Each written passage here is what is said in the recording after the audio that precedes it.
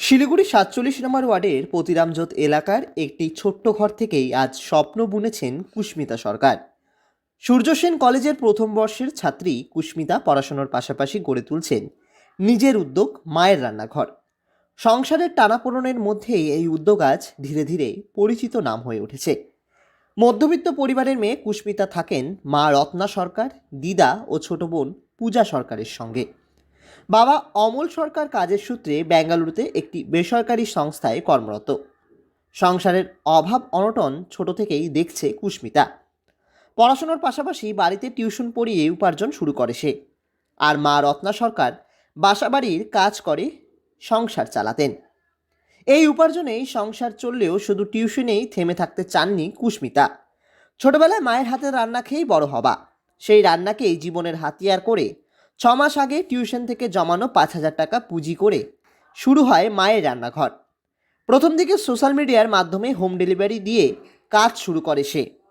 কয়েকদিনের মধ্যেই online food delivery অ্যাপে রেজিস্ট্রেশন, ফুড লাইসেন্স সহ প্রয়োজনীয় নথিপত্র তৈরি করে অনলাইন ও অফলাইন দুভাবেই অর্ডার নেওয়া শুরু হয়। নিজের মোবাইল ফোন ও সোশ্যাল মিডিয়া অ্যাকাউন্ট ব্যবহার করে ব্লগ ও রিলের মাধ্যমে নিজের কাজ তুলে ধরতে থাকে কুস্মিতা। ধীরে ধীরে সেই ভিডিও ছড়িয়ে পড়ে এবং মায়ের রান্নাঘর সোশ্যাল মিডিয়ায় ভাইরাল হয়ে ওঠে।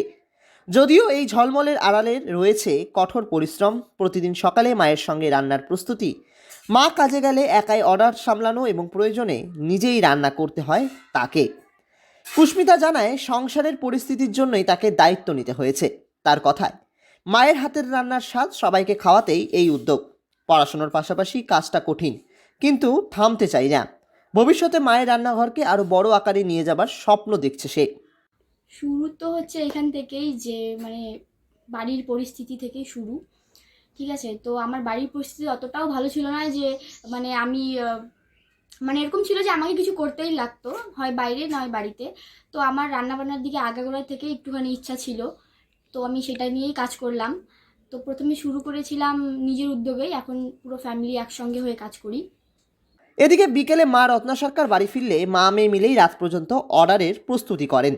বর্তমানে ঘরোয়া খাবারের স্বাদের কারণে গ্রাহকের সংখ্যা ক্রমেই বাড়ছে। বিশেষ করে অফিস কর্মী ও একা থাকা মানুষজন বেশি করে অর্ডার দিচ্ছেন। অনলাইন অর্ডার ডেলিভারি বয়ের মাধ্যমে পৌঁছলেও অফলাইন অর্ডার কুস্মিতা নিজেই সাইকেল বা টোটো করে গ্রাহকের বাড়ি পৌঁছে দেন। এই বিষয়ে মা রত্না সরকার বলেন, সংসারের অভাবের কারণেই মেয়েকে অল্প বয়সে দায়িত্ব নিতে হয়েছে। তবে মেয়ের লড়াই ও আত্মবিশ্বাসে তিনি খুশি ও গর্বিত। তার বিশ্বাস, আজ যে পথে কুস্মিতা হাঁটছে আগামী দিনে সেই পথ আরও মসৃণ হবে এবং একদিন মায়ের রান্নাঘর বহুদূর এগিয়ে যাবে। আমিও আগাচ্ছি, সংসারের পরিস্থিতি খুব খারাপ ছিল, এই জন্য ভাবছিলাম এটা করলে যদি নিজে পায়ে দাঁড়াতে পারি, লোকের বাড়ি যাতে না কাজ করতে হয়। অভাব, দায়িত্ব আর সীমিত সামর্থ্যের মধ্যেও দমে যায়নি কুস্মিতা সরকারের স্বপ্ন। শিলিগুড়ির এক ছোট্ট ঘর থেকে শুরু হওয়া মায়ের রান্নাঘর আজ শুধু একটি খাবারের উদ্যোগ নয়, বরং আত্মনির্ভরতার এক অনুপ্রেরণামূলক গল্প। মায়ের হাতের রান্নাকে শক্তি করে পড়াশোনার পাশাপাশি যে লড়াই কুস্মিতা চালিয়ে যাচ্ছে তা প্রমাণ করে ইচ্ছাশক্তি আর পরিশ্রম থাকলে ছোট পরিসর থেকেই বড় সাফল্যের পথ এগোনো সম্ভব। আগামী দিনে এই উদ্যোগ আরও বিস্তৃত হবে এমনটাই আশা করছে পরিবার থেকে শুরু করে এলাকার মানুষ। শিলিগুড়ি থেকে ঋত্বিক ভট্টাচার্যের রিপোর্ট, লোকাল 18 বাংলা।